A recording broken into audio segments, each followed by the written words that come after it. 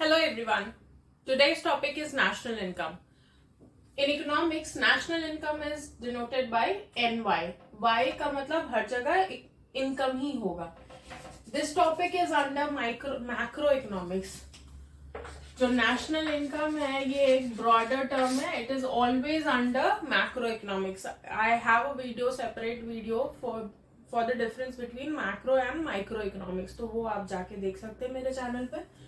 So coming to this point, national income, इसका आज हम लोग इंट्रोडक्शन करेंगे, डेफिनेशन करेंगे, एक्सेप्शन करेंगे और कौन कौन से मेथड्स हैं जिससे हम नेशनल इनकम को कैलकुलेट कर सकते हैं.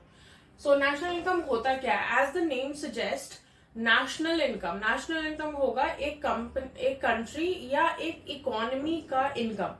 सो income of an economy in an accounting year, एक साल में जितनी भी इकोनॉमिक एक्टिविटी किसी एक इकोनॉमी में होती है, इकोनॉमिक एक्टिविटी जैसे लोग अर्न करने जाते हैं और प्रोडक्शन होता है, ये सब कुछ जो है, that means the value of all the goods and services produced with in the domestic territory of a country in an accounting year, plus NFIA, यानी जो अब्रॉड से भी जो हमारे पास आते हैं, जो पेमेंट्स आते हैं, जो यहाँ के लोग बाहर काम करते हैं, वो भी हम इसमें इंक्लूड करते हैं. सो दैट इज नेशनल इनकम. और नेशनल इनकम को जो है वो हम लोग डिनोट करते हैं NNPFC. ये हम लोग आगे पढ़ेंगे. It is just the introduction. NNPFC होता है net national product at factor cost, मतलब फैक्टर कॉस्ट के ऊपर जितने भी फैक्टर्स होते हैं. फैक्टर्स ऑफ प्रोडक्शन क्या क्या है हमारे? लैंड है, लेबर, कैपिटल, एंटरप्रेन्योर, ये सारे फैक्टर्स ऑफ प्रोडक्शन है. तो इनका जो फैक्टर कॉस्ट होता है, मतलब मार्केट में जाने से पहले, मार्केट में जाएगा तो फिर उसमें GST लग जाएगा या दूसरे टैक्सेस लग जाएंगे, उसके पहले जो कॉस्ट होता है, उस कॉस्ट पर जो नेशनल इनकम होता है, नेट नेशनल इनकम मतलब जो हम इनकम अब्रॉड से भी कर लेते हैं अकाउंट, वो सारा कुछ मिला के जो इनकम आता है हमारा, वो है नेशनल इनकम. ठीक है, ये अभी आपको थोड़ा सुनने में ज्यादा टेक्निकल लग रहा है, बस कुछ देर बाद ये बहुत इजी हो जाएगा आपके लिए. ठीक है, अब net national product at factor cost या नेशनल इनकम में हम क्या क्या चीजें इंक्लूड नहीं कर सकते. So the exceptions are income from economic activity. अब हमने पहले यहाँ पे पढ़ा कि जितनी भी इकोनॉमिक एक्टिविटी होती है उससे जो इनकम प्रोड्यूस होता है, वो सारे इनकम को ऐड कर देते हैं.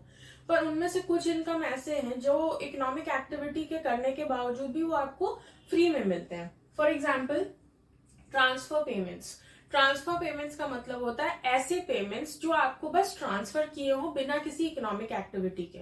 आप कहीं पे एम्प्लॉई हैं, वहां पे काम कर रहे हो और प्रोविडेंट फंड आपका कटता है, तो क्या होता है, प्रोविडेंट फंड सपोज 2,000 रुपए आपके सैलरी में से कट रहा हो आपके PF अकाउंट के लिए, तो एम्प्लॉयर भी जो होता है ना, वो भी 2,000 रुपए आपको देगा. दैट मीन्स आपकी टोटल सेविंग हो जाएगी 4,000 रुपीज. तो वो जो 2,000 एम्प्लॉयर की तरफ से आता है, that is a kind of transfer payment. ठीक है, तो इस तरीके के पेमेंट्स जो एम्प्लॉयर के साइड से आती है, that is known as transfer payments. Allowances, जो डिफरेंट टाइप्स के पर्क्स होते हैं खाने का और टैक्सी का या किसी चीज का जो अलाउंस मिलता है आपको, गिफ्ट टैक्स, पेंशन काम करने के बाद जो मिलता है, social security allowances.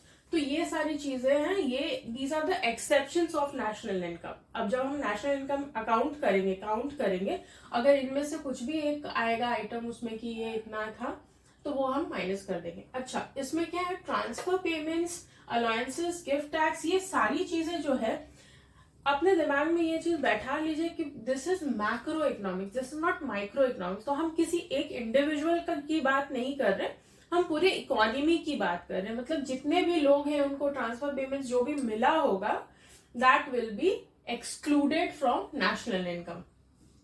Second is capital gains. Capital gains का मतलब क्या होता है? अगर आपने कैपिटल खरीदा है, कैपिटल कैसा होता है, क्या anything which has got potential to generate money.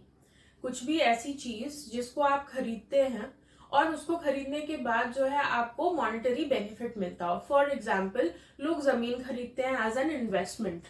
ठीक है, तो जमीन जब खरीदते हैं तो जमीन का दाम जो है 1-2 साल में, 5 साल में, 10 साल में, जितना भी उस एरिया का रेट है उसके हिसाब से वो बढ़ता है. That is the appreciation. तो जो अप्रिसिएशन हुआ है वो तो किसी इकोनॉमिक एक्टिविटी का रिजल्ट नहीं है, आपने पहले कैपिटल खरीदा था, इन्वेस्टमेंट किया सब था, that is why it will not be included in national income. ये पहला रीजन है कि इकोनॉमिक एक्टिविटी नहीं है, no economic activity, that is why it is not included in national income. Second reason क्या है, हम लोग जानते हैं कि नेशनल इनकम जो है वो सिर्फ 1 साल के लिए होता है applicable. That means it is in an accounting year, जो आप सारा अकाउंट करते हैं नेशनल इनकम का, जितने भी कंपोनेंट्स को आप ऐड करते हैं, तो लैंड आपने अगर इस 1 साल में खरीदा और दूसरे साल में उसका दाम बढ़ गया तो वो हम लोग उस ईयर में काउंट नहीं कर सकते। So that is the another reason. अब जैसे लैंड है उसी तरह बिल्डिंग्स, प्रॉपर्टीज, शेयर्स, स्टॉक्स, ये सब भी हम कैपिटल के रूप में खरीदते हैं और फिर उनका दाम बढ़ जाता है। Then the third point is second hand goods.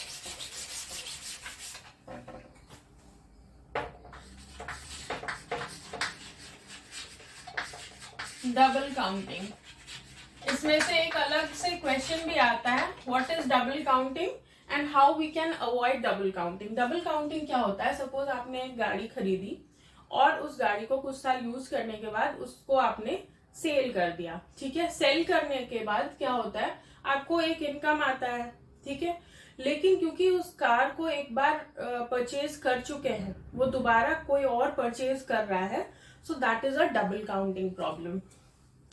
So second hand goods,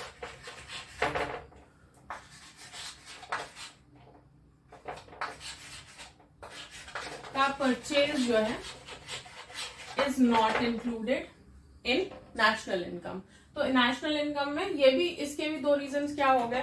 पहला रीजन तो ये हुआ कि ये एक बार काउंट हो चुका है परचेजिंग के टाइम पे, जब आपने नई कार ली या नया घर लिया या कुछ भी नया लिया तो उस समय वो परचेजिंग में काउंट हो चुका है, ठीक है। अब जो है वो किसके अर्निंग में काउंट हुआ, वो जो कार बेचने वाले है उसके अर्निंग में काउंट हो चुका है, ठीक है। सेकेंड टाइम जब आप उसी कार को दूसरे को बेच रहे हैं तो वो आपके लिए अर्निंग क्रिएट कर रहा है, पर वो तो पहले ही एक बार बिक चुका है, that is why. And then there is a difference in years also. तो 2 चीजें हो गई, पहला हो गया, एक तो परचेज वैल्यू उसका पहले से ही हो चुका है, इसमें ऐड हो चुका है नेशनल इनकम में, दोबारा नहीं कर सकते, that will create a double counting problem.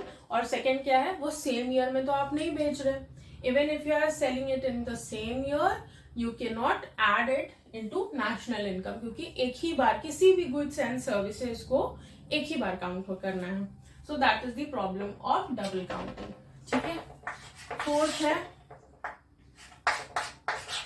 Illegal income, windfall gains etc.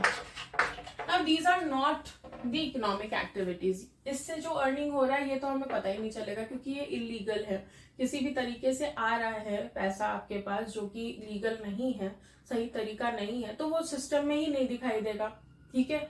तो आप ये तो पता ही नहीं चलेगा आपका। विंडफॉल गेन्स मतलब क्या होता है, जिसकी अचानक से लॉटरी लग जाए या कहीं पे किसी को खजाना मिल जाए, इस तरीके की चीजें जो होती है, जो अचानक से आपके पास पैसा या कुछ आ जाता है, वो it is not included in national income, ठीक है। तो basically there are 4 points which is not included in national income. पहला है इनकम फ्रॉम इकोनॉमिक एक्टिविटी, जिसमें ट्रांसफर पेमेंट्स, अलाउंसेस, ये सारी चीजें आ जाएंगी। I hope it is clear. और अगर कोई भी प्रॉब्लम है you can always ask questions in the comment box, ठीक है, आई विल डेफिनेटली आंसर। और आपको अगर कुछ और टॉपिक की जरूरत है कि इस पे आप वीडियो करना चाहते हैं तो वो भी हो जाएगा, ठीक है। Okay, now these are the 4 points. Income from economic activity, जिसमें transfer payments, allowances, gift, tax, pension, ये सारी चीजें आ गई। कैपिटल गेन्स का मतलब आपको समझ में आ गया। कैपिटल मतलब होता है पूंजी, जिसको आप इन्वेस्टमेंट के लिए यूज करते हैं। मशीनरी हो गया, लैंड हो गया, लेबर हो गया, शेयर्स हो गया, स्टॉक हो गया, लेबर नहीं हो गया सॉरी, लैंड हो गया, प्रॉपर्टीज हो गया। तो it is not an economic activity. जब आप परचेज कर रहे हो तभी उसका जो है दाम एक बार ऐड हो चुका है, तो it will also create a double counting problem, ठीक है। Now to avoid this double counting problem there are 2 methods. ठीक है, ये करते हैं हम अभी. एक तो है वैल्यू एडेड मेथड और दूसरा इनकम.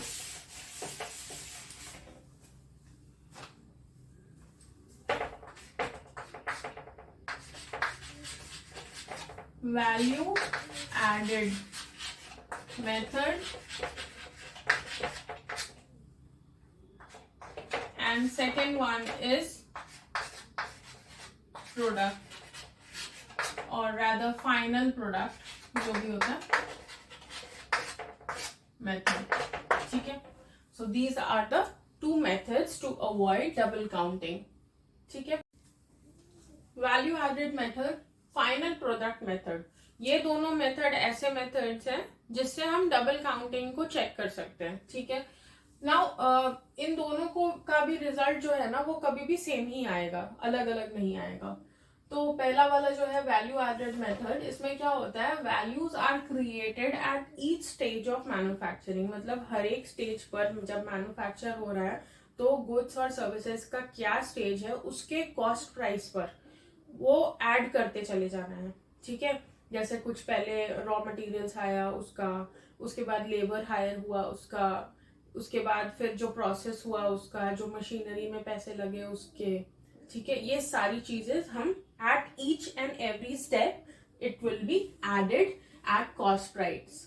ठीक है, और इसमें फाइनल गुड्स हम लोग फिर ऐड नहीं करेंगे. क्या होगा कि एक मेथड पे जितने जितने जहां जहां पे पैसे लगा, फिक्स्ड कॉस्ट और वेरिएबल कॉस्ट, जितने भी कॉस्ट लगा है उस प्रोड्यूसर को, उसके बाद फाइनल गुड्स को हम नहीं ले सकते क्योंकि वो ऑलरेडी एडेड हो चुका है. मतलब वो टोटल करेंगे तो वो फाइनल गुड्स का ही वैल्यू होगा.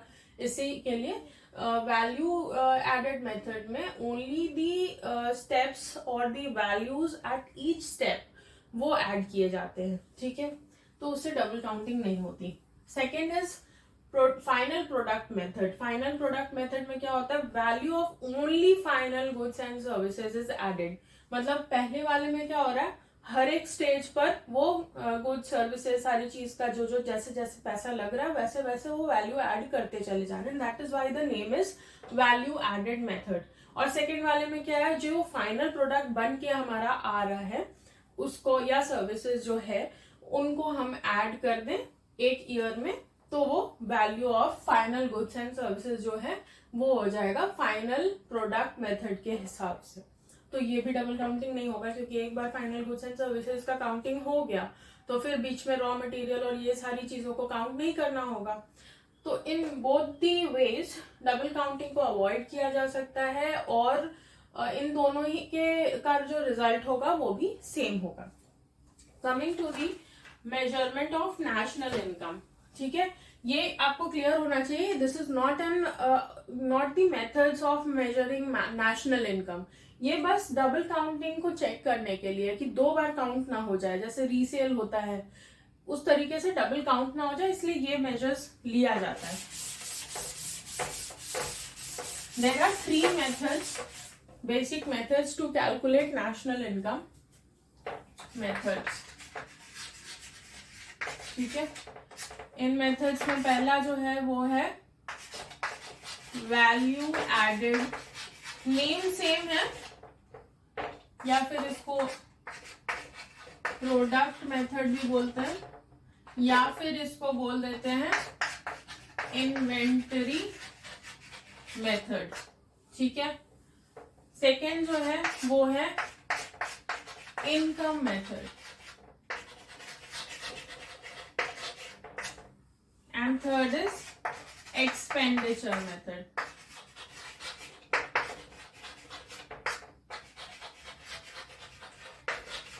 जब भी हम लोगों को क्वेश्चन आएगा कि आपको वैल्यू एडेड या प्रोडक्ट मेथड से या इनकम मेथड से आपको नेशनल इनकम कैलकुलेट करके निकालना है, इन दोनों का ही वैल्यू आएगा. जो आपको कैलकुलेट करना रहेगा वो करना रहेगा NNPFC, net national product at factor cost ही आएगा, और इन दोनों का वैल्यू भी सेम आएगा. सिर्फ ये जो एक्सपेंडिचर मेथड है इसका डिफरेंट आएगा. ठीक है, ये आप बाद में. अब प्रोडक्ट मेथड में कुछ प्रिकॉशंस है जो हमें लेने हैं. मतलब जब हम कैलकुलेट करने लगेंगे या न्यूमेरिकल्स बनाएंगे तो हमें ये चीज में ध्यान में रखना है कि ये 4 पॉइंट जो है हम उनमें इंक्लूड ना करें। क्या क्या है ये चारों points? Own account production of fixed asset by government and household. Government and household ने जो पहले से एसेट क्रिएट किया हुआ है उसमें जो अप्रिसिएशन वगैरह होगा या उससे जो प्रोडक्शन होगा वो आप नहीं कर सकते इसमें इंक्लूड। ठीक है। प्रोडक्शन फॉर सेल्फ कंजम्पशन, अब आप घर में खाना बना रहे हैं अपने लिए या घर में अपने लिए सब्जी उगा रहे हैं या कोई प्रोड्यूसर जो है अपने लिए खुद के कंजम्पशन के लिए कुछ प्रोड्यूस कर रहा हो, that will not be included in national income. Imputed rent of owner occupied houses, मतलब अगर आपने घर खरीदा है, ठीक है, तो उसका एक वैल्यू होता है रेंट का। अगर आप उस घर में नहीं रह रहे हैं तो अगर आप रेंट पर लगाते हैं तो वो कुछ इनकम आपको फिक्स्ड इनकम देगा, है ना। लेकिन आप जब खुद रह रहे हैं उस ये में, और ये दोनों को सेम भी मान सकते हैं, प्रोडक्शन फॉर सेल्फ, प्रोडक्शन तो नहीं, फिक्स्ड एसेट आप कह सकते हैं, तो उस हिसाब से आप रेंट भी उसमें इंक्लूड नहीं कर सकते हैं। Suppose you are living in your own house, आपने वो खरीदा है तो वो एक बार आपने परचेज कर लिया और उसके बाद फिर आप हर महीने रेंट तो नहीं पे कर रहे हैं अपने आप को ना, that is why it is not included. आप किसी और को देते रहने के लिए उससे रेंट आता है, दैट विल बी इंक्लूडेड। ठीक है। Sale of second hand goods, तो ये तो डबल काउंटिंग करेगा, एक बार परचेज हो चुका है सामान, फिर दोबारा आप जब उसको बेचेंगे या खरीदेंगे तो वो काउंट नहीं होगा। So these are the precautions of product method. अच्छा, प्रोडक्ट मेथड में प्रिकॉशंस के बाद ये हम समझ लेते हैं, because for under developed countries या डेवलपिंग कंट्रीज जो कंटिन्यूसली चेंज कर रहे हैं अपने पॉलिसीज को या कंटिन्यूसली चेंज हो रहे हैं या फिर पॉपुलेशन इतना ज्यादा है, इस केस में इस मेथड से नेशनल इनकम को निकालना इज वेरी डिफिकल्ट। ठीक है, क्योंकि हमें सही जो है ना काउंटिंग डेटा नहीं मिलता है, या फिर हम हाउसवाइफ का जो काम है उसको हम इकोनॉमिक एक्टिविटी में काउंट नहीं कर पाते हैं, या हम जो अपने लिए कर रहे हैं और जो इकोनॉमिक एक्टिव साइड बिजनेस हो रहा है हमें बहुत कुछ पता भी नहीं चल पाता कि एक इकोनॉमी में कितने सारी इकोनॉमिक एक्टिविटीज हो रहे हैं और सबको अकाउंट करना। जैसे कोई हाउसवाइफ है वो अपने घर से ही कुछ सामान बेच रही है या कुछ कर रही है, वो हम अकाउंट नहीं कर सकते क्योंकि उनका प्रॉपर जीएसटी नंबर नहीं है, प्रॉपर उनका कुछ स्टेटमेंट नहीं है, तो वो हम ऐड नहीं कर पाएंगे। तो वो जो है वो एक लूप होल है इस मेथड का। ठीक है। So this is all about product method, कैसे इसको कैलकुलेट करते हैं I let you. Now coming to the second method. Second method है इनकम मेथड। अब इनकम मेथड में क्या होता है, जितने भी इनकम है फैक्टर्स के, किन कौन है फैक्टर्स, फैक्टर्स है फैक्टर्स ऑफ प्रोडक्शन। अब ये वाला देखो, ये चीज क्या है, ये है जितना भी क्वांटिटी ऑफ प्रोडक्शन है वो किन किन चीजों पे डिपेंड करता है। ठीक है। So this one is a dependent factor, और ये सारी चीजें हैं ये है इंडिपेंडेंट फैक्टर, मतलब इनको किसी चीज से फर्क नहीं पड़ता, पर इस प्रोडक्शन को ये इनसे मतलब है, ये इनडायरेक्टली और डायरेक्टली इनसे इनके ऊपर डिपेंड करते हैं, इसीलिए इनको डिपेंडेंट वेरिएबल बोलते हैं। हमेशा इक्वल टू के लेफ्ट साइड वाला डिपेंडेंट वेरिएबल होगा और राइट साइड वाला जो होगा वो इंडिपेंडेंट वेरिएबल होगा। ठीक है। इसका मतलब ये होता है कि इनमें अगर कुछ भी घटता या बढ़ता है तो इस पर असर होगा, ये भी घटेगा या बढ़ेगा। अब ये क्या है, एल है लैंड, लेबर, कैपिटल, इंटरप्रेन्योर, और भी बहुत सारी तरीके हैं, जैसे डिमांड हो गया, वेदर हो गया, जो बगल में दुकान वाला है अगर वो कुछ और बेचने लग गया तो बगल वाला आपका जो है वो कम हो जाता है, सेल कहीं लग गया, तो बहुत सारा डिफरेंट छोटा छोटा फैक्टर्स है, पर जो बेसिक फैक्टर है फैक्टर्स ऑफ प्रोडक्शन जिसको कहते हैं वो है लैंड, लेबर, कैपिटल और एंटरप्रेन्योर। ठीक है। इनका इनकम कैसे होता है, लैंड का इनकम होता है rent, I will write these things. Okay, land का क्या होता है, रेंट। ठीक है। लेबर का क्या होगा इनकम, वेज, वेजेस बोलते हैं इसको। कैपिटल से क्या आता है हमारे पास, इंटरेस्ट। अच्छा, एक चीज जो हमेशा एक मिस्टेक हो जाता है सबसे, इंटरेस्ट का स्पेलिंग है ना, इसमें ई आता है, जो ये वाला कैपिटल वाला इंटरेस्ट होता है, जो बैंक में आप पैसे देते हो और उसके बाद उससे जो इंटरेस्ट होता है इसमें INTEREST होता है, और जब आप इंटरेस्टेड होते हैं तो यहाँ से ये ई गायब हो जाता है। ये कॉमन मिस्टेक है जो ऑलमोस्ट सारे स्टूडेंट्स कर लेते हैं। ठीक है। सो वो ध्यान में आप रखिएगा। ये फिर एंटरप्रेन्योर को क्या मिलता है, प्रॉफिट। जी हाँ, एंटरप्रेन्योर को भी हम इसमें करते हैं इंक्लूड। क्योंकि वो भी तो एक फैक्टर ऑफ प्रोडक्शन है, वो भी तो ऑफिस जा रहा है, प्रोडक्शन का काम कर रहा है ना, इकोनॉमिक एक्टिविटी कर रहा है, तो उसको बदले में क्या मिलेगा, प्रॉफिट मिलेगा। ठीक है, तो these are the factor incomes. अब जब हम इन्हीं फैक्टर इनकम्स को, अर्निंग्स को एड अप कर देते हैं तो हमें मिलता है national income through income method. ठीक है, इनकम मेथड में अब इनको हम फैक्टर पेमेंट्स भी कह सकते हैं या फैक्टर इनकम कह सकते हैं। ये दोनों जो पॉइंट्स हैं ये इंपॉर्टेंट है समझने के लिए। कई बार आपके बुक में ये वाला आएगा टर्म। ठीक है, तो इस टर्म का मतलब है फैक्टर पेमेंट्स का कि प्रोड्यूसर को जितना पैसा लग रहा है इनको पेमेंट करने के लिए, या प्रोड्यूसर के तरफ से हम सोच सकते हैं कि जैसे आप कुछ प्रोड्यूस कर रहे हैं और आपने अपने यहाँ पे लेबर रखा हुआ है, मशीनरी खरीदी हुई है ना, आपने जगह ऑक्यूपाई किया हुआ है, उसका रेंट पे कर रहे हैं, तो जितना भी पेमेंट्स आप कर रहे हैं ना, वो आपको कॉस्ट जो लग रहा है उसको फैक्टर पेमेंट्स कहते हैं। ठीक है, फैक्टर इनकम क्या होता है, फैक्टर इनकम होता है ये सारे जो फैक्टर्स हैं, फैक्टर्स ऑफ प्रोडक्शन है, ये जो अर्न कर रहे हैं उसको कहते हैं फैक्टर इनकम। फैक्टर अर्निंग्स को ही फैक्टर इनकम कहते हैं। तो जब भी ये बुक में आए ये दोनों है सेम चीज ही, लेकिन एक प्रोड्यूसर पॉइंट ऑफ व्यू से और एक फैक्टर पॉइंट ऑफ व्यू से है। ठीक है, एक होता है फैक्टर पेमेंट्स और एक फैक्टर इनकम। ठीक है, तो इस तरीके से हम इनकम मेथड में ऐड करेंगे एक रेंट, वेजेस, इंटरेस्ट, प्रॉफिट, ये सारी चीजों को, और फिर हम नेशनल इनकम पे आ जाएंगे। इससे जो नेशनल इनकम मिलेगा वो आएगा NNPFC। ठीक है, एक्सेप्शंस क्या क्या है इनमें, पहले भी हमने करा हुआ है ये सारा। ट्रांसफर पेमेंट्स, इलीगल जो भी है वो तो आएगा ही नहीं अकाउंटिंग में। ठीक है, pension, social security allowances, death, duties, gift, second hand goods, ये सारी चीजें हमने पहले भी करी हुई है और एक्सप्लेन भी करा हुआ है। ठीक है, तो ये सारी चीजें जो है वो इनकम मेथड में हम ऐड नहीं कर सकते, तो वो गलत हो जाएगा आपका न्यूमेरिकल। और एक और इसमें टर्म है जिसका नाम है मिक्स्ड इनकम। कई बार क्या होता है ना, इन इनकम को सेपरेट करना डिफिकल्ट हो जाता है कि कौन सा जो है वो अर्निंग है और कौन सा जो है वो ऐसे मिला हुआ। जैसे फॉर एग्जांपल प्रोविडेंट फंड में जो एम्प्लॉयर्स कंट्रीब्यूशन होता है, ठीक है, या फिर गवर्नमेंट से मिला हुआ कुछ अलाउंसेस हो गया। ठीक है, different type of allowances, gift, अब सारा कुछ मिलाकर ही आपके अकाउंट में आता है एज अर्निंग्स। आप कहीं काम करने जाते हैं, आपको जो सैलरी मिलती है उसमें ये सारा कुछ इंक्लूडेड रहता है, तो इनको अलग अलग करना बहुत डिफिकल्ट होता है। तो such type of income is known as mixed income. ये एक इम्पॉर्टेंट टर्म है, जैसे फैक्टर पेमेंट्स है और फैक्टर इनकम है ना, उसी तरीके से ये भी इम्पॉर्टेंट टर्म है मिक्स्ड इनकम।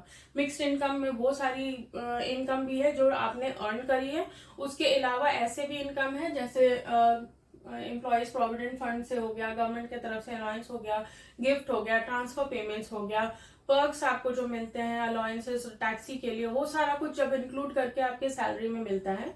हर एक इंडिविजुअल का ये अलग अलग करना कितना डिफिकल्ट है, स्पेशली डेवलपिंग कंट्री के लिए, क्योंकि पॉपुलेशन बहुत ज्यादा हो जाता है वहां पर, तो उसको कहते हैं मिक्स्ड इनकम।